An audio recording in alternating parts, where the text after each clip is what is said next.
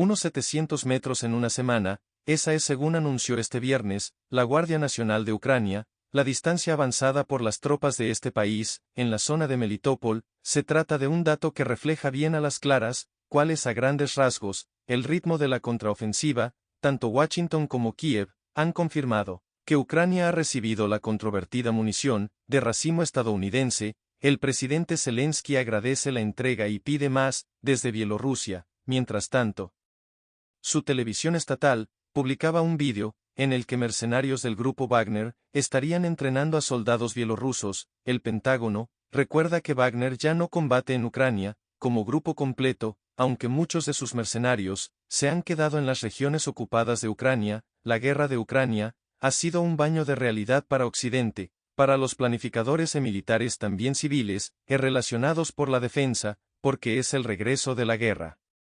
convencional, de alta intensiva, y eso nos ha sacado, de 20 o más bien 30 años de falsas nociveres o de nociones que no se ajusta a la realidad actual, y nos está llevando a unas decisiones de calado histórico. Según el Instituto de Economía Mundial de Kiel, los donantes internacionales han prometido más de 80.000 millones de euros de ayuda militar a Ucrania desde el comienzo de la invasión rusa, pero ¿hasta qué punto es útil el armamento que se envía? Gran parte de los combates los libran con equipos de la era soviética. Para los expertos, los tanques Leopard y los vehículos de infantería Bradley han tenido algunos fallos que, en realidad, podrían deberse al modo en que se utiliza el armamento. Una de las peculiaridades notables de este conflicto es un amplio uso de drones, pero para Matthew Smith de la Universidad de New Haven, la comunicación y la guerra electrónica desempeñan un papel aún más importante. Ucrania. El primer ministro de la India, Narendra Modi,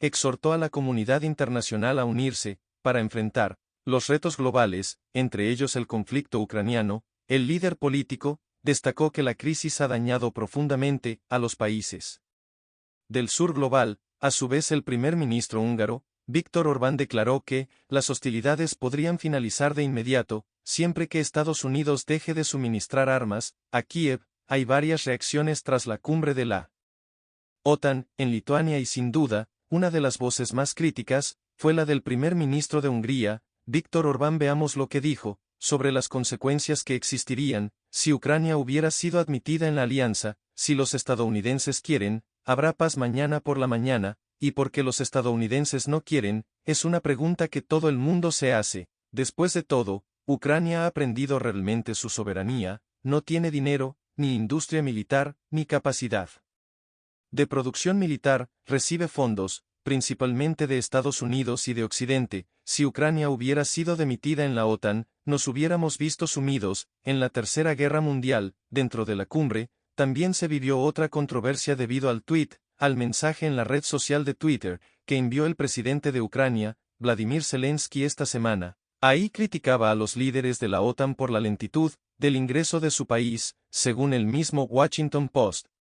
Este mensaje creó tanto descontento en la Casa Blanca, que los funcionarios estadounidenses incluso consideraron retirar la invitación de Kiev a la OTAN. El artículo aseguró que estaban dispuestos a cambiar la redacción de la declaración final de la cumbre para hacerla menos favorable para la posible entrada de Ucrania. Además, hay más reproches por la postura del grupo militar hacia China. El representante permanente de Pekín ante la ONU habló de ataques y acusaciones infundadas, calificó al bloque como una fuerza desestabilizadora, y dijo que mantiene una mentalidad de la Guerra Fría. El expresidente de Bolivia, Evo Morales, critica también a la OTAN, destacó que Estados Unidos promete apoyo militar a Kiev, a través de la alianza, millones de dólares, para mantener una guerra fallida contra Rusia. Añadió que la Casa Blanca estaría intentando provocar una tercera guerra mundial, con el envío de bombas de racimo. Según el expresidente, Washington busca mantener su negocio de armamento, y Zelensky sale perdiendo. Señaló que la paz debe imponerse sobre los deseos de intervención de Estados Unidos. La embajada de Rusia en Estados Unidos denunció que la ayuda que recibe Kiev se usa para destruir la infraestructura civil. Condenó así que busquen matar a tantos rusos como sea posible. Como telón de fondo está el suministro de municiones de racimo, que los militares ucranianos prometieron utilizarlas con cuidado y en áreas adecuadas, y no contra civiles, se reporta un ataque de las tropas de Kiev contra la provincia rusa de Kursk, específicamente en la ciudad de Kurchatos. Fue un dron que explotó muy cerca de un edificio residencial de la planta de energía nuclear de Kursk y de una represa. Hay imágenes de este ataque, de los restos de este dron, que llegó a destruir parte de un edificio residencial de 9 pisos. Las autoridades reportaron que no hay víctimas mortales ni heridos, y también tenemos reacciones por parte de Rusia. La representante oficial del Ministerio de Exteriores dijo que los ciudadanos de los países de la OTAN deben saber que sus gobiernos están apoyando a un terrorismo nuclear de Kiev. Vemos una vez más críticas hacia organizaciones y personas que buscan extender el conflicto en Ucrania y crear más guerras, sin consideración de las víctimas. Un tribunal ucraniano ordenó detener por un mes al Metropolitan Pavel, superior del monasterio de las Cuevas de Kiev. Anteriormente, el Poder Judicial lo había sentenciado a arresto domiciliario por presunta incitación al odio religioso. Finalizada la audiencia, el clérigo rechazó el fallo. Antes de trasladar al sacerdote al centro penitenciario, los custodios lo despojaron de sus atributos religiosos. Durante el proceso, el juez le otorgó al clérigo la posibilidad de evitar la prisión si se depositaba una fianza de casi 900 pesos.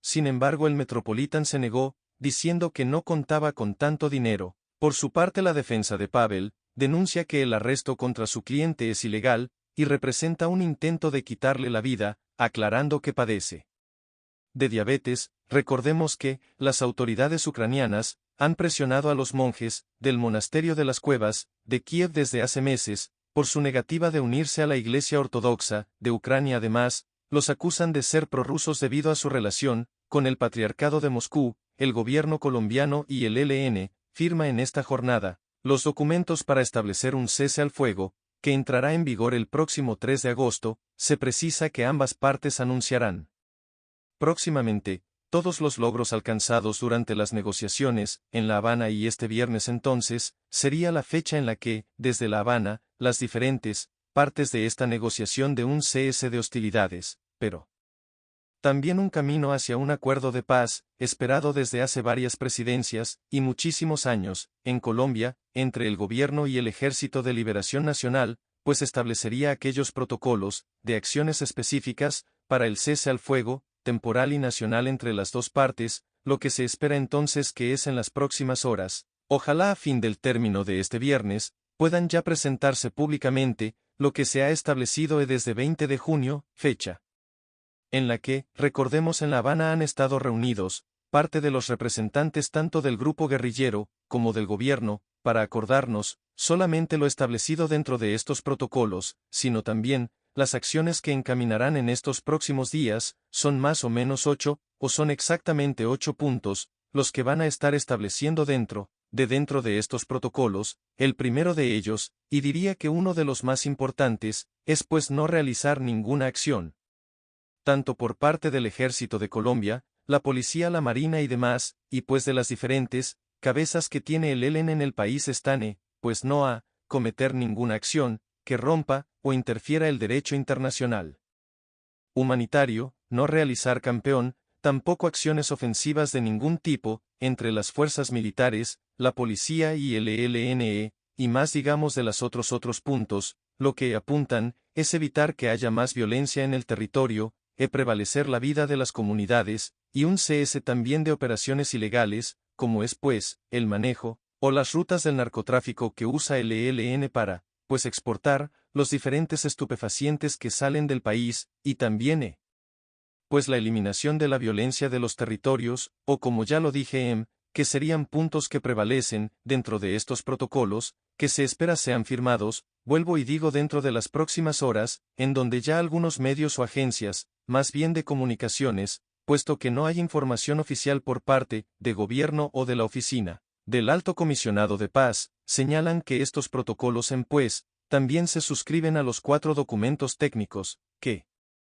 articulan la participación, que son elementos claves para avanzar en el proceso de paz. La información que nosotros podemos recopilar hasta ahora durante todo este día, estaremos muy pendientes a lo que sería ya la confirmación oficial, por parte, del grupo negociador del gobierno y del ELN del CC, hostilidades oficiales en Colombia, de este grupo guerrillero, el embajador de México en Washington, Esteban Moctezuma, asegura que, un 80% de los detenidos por tráfico de fentanilo son ciudadanos estadounidenses. De esta manera, enfatiza que la responsabilidad de combatir este problema recae en ambos países. Una de las cosas que estamos viendo es que el 85% de las incautaciones en frontera que ha hecho CPP, quien transporta la droga, no son los migrantes, son ciudadanos americanos, y esto hace que la colaboración que tenemos en México y Estados Unidos en este tema, pues se haga de una manera regional, en donde se vean las dos partes del problema.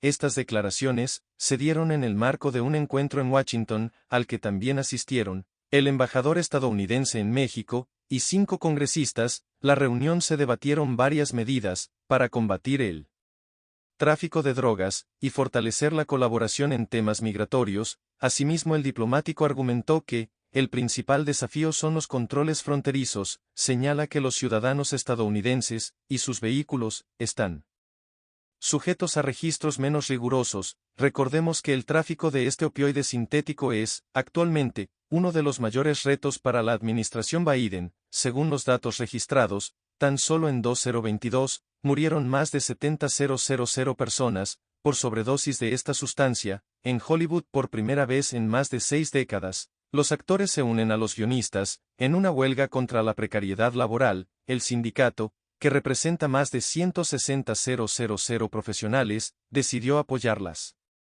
protestas. Tras el fracaso de las conversaciones con los estudios y los servicios de transmisión sobre las cláusulas de un nuevo convenio, el conflicto paralizó de inmediato la producción de toda la industria del entretenimiento estadounidense. Las manifestaciones, que comenzaron en mayo, también se oponen a la creciente influencia de la inteligencia artificial en la producción audiovisual. En España crecen las ventas de sistemas de seguridad, posicionándose como uno de los países líderes en este sector. Los expertos aseguran que la demanda de alarmas domésticas se debe al creciente temor a una ocupación ilegal. Sin embargo, menos de 1% de los inmuebles del país han presentado denuncias en este sentido. Además, en años recientes, se han registrado menores índices de delincuencia. La instalación de sistemas de seguridad se ha duplicado en España en los últimos 7 años. Según el Observatorio Sectorial de BK, el miedo a la ocupación es uno de los principales motores para colocar una alarma.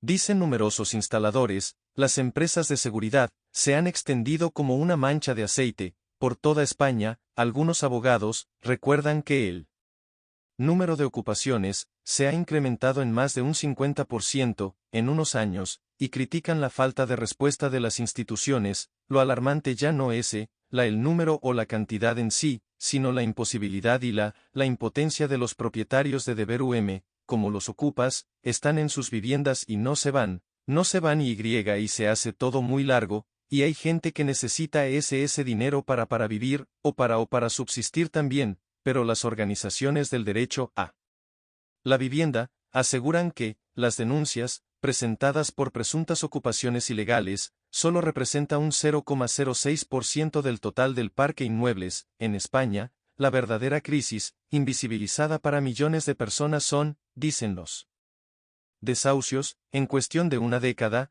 ha habido cientos de miles de expulsiones. Para algunos juristas, esa es la alarma social a la que se tenía que dar respuesta. Ese fenómeno de la ocupación que a mí me parece una realidad absolutamente distorsionada, manipulada utilizada políticamente. Pero ¿por qué hay tantas alarmas de seguridad? Si el número de ocupaciones y de robos es tan bajo, el equipo de RT se reúne con la portavoz de una asociación de consumidores. Le mostramos el vídeo que se filtró años atrás de un formador de vendedores de una compañía de seguridad. En su locución, muestra cómo hay que generar miedo y alarma social para instalar más dispositivos. Nosotros, ¿por qué vendemos las alarmas? Básicamente, por pánico. No ese tío. Le preguntamos a Steisen, ¿qué pueden hacer los ciudadanos ante este tipo de prácticas? O pone la alarma o no duerme, o pone la alarma o no duerme, o pone la alarma o no duerme, o pone ante diferentes eslóganes más o menos agresivos. Contrasten los datos y vean si